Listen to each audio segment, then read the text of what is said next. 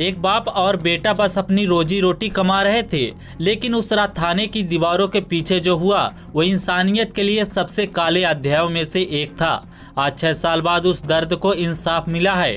तमिलनाडु के Sathankulam custodial death case में अदालत ने 9 पुलिसकर्मियों को फांसी की सजा सुनाई है। साल 2020 पूरा देश कोविड लॉकडाउन की चपेट में था और तमिलनाडु के थूथुकुडी जिले के एक छोटे से कस्बे साथनकुलम में एक मोबाइल कारोबारी रहते थे, जिनका नाम पी जयराज, उम्र 59 साल।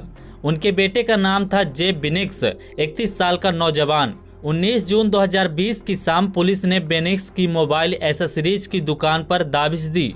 आरोप था लॉकडाउन के नियम तोड़कर दुकान देर तक खुली रखी थी।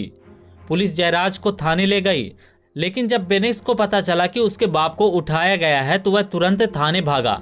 लेकिन यह मुलाकात उसकी आखिरी गलती साबित हुई। थाने में पहुंचते ही बेनिक्स ने देखा उसके बूढ़े पिता को पुलिस वाले पीट रहे हैं। उसने विरोध किया और बस यही सबसे बड़ी गलती बन गई।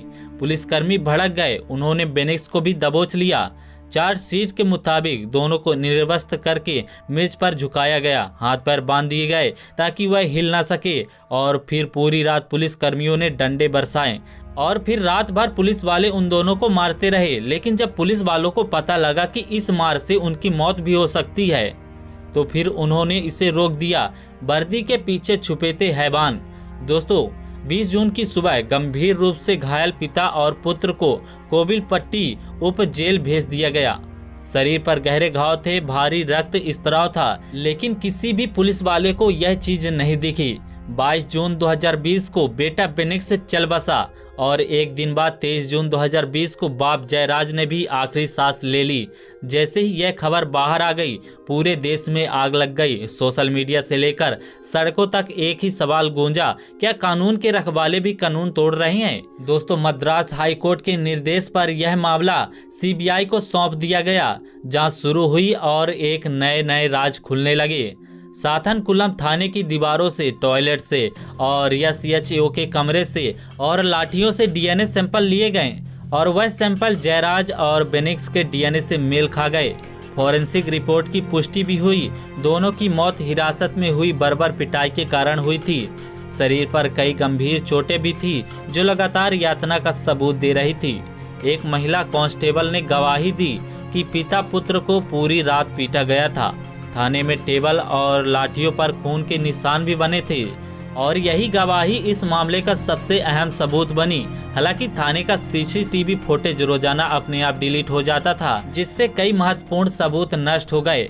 6 साल, 6 लंबे साल पीड़ित परिवार और इंसाफ का इंतजार करता रहा और फिर आया वह दिन जब मदुरई की पहली अतिरिक्त जिला सत्र अदालत ने इतिहास रच दिया। जज मुथुकुमारन ने कहा कि इस मामले को रेयरेस्ट ऑफ रेयर माना जाता है।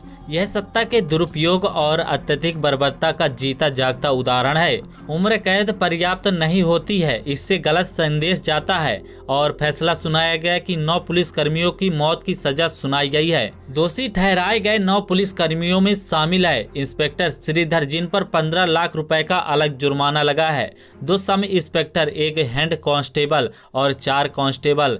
10वें आरोपी स्पेशल सब इंस्पेक्टर पालदुराई ट्रायल के दौरान ही कोविड-19 में मारे गए। अदालत ने सभी दोषियों को मिलाकर 1 करोड़ 40 रुपए का मुआवजा पीड़ित परिवार को देने का आदेश दे दिया। अदालत ने साफ साफ कहा कि जो लोग सार्वजनिक धन से वेतन लेते हैं वह अपने कृत्यों के लिए तनाव का बहाना नहीं बना सकते।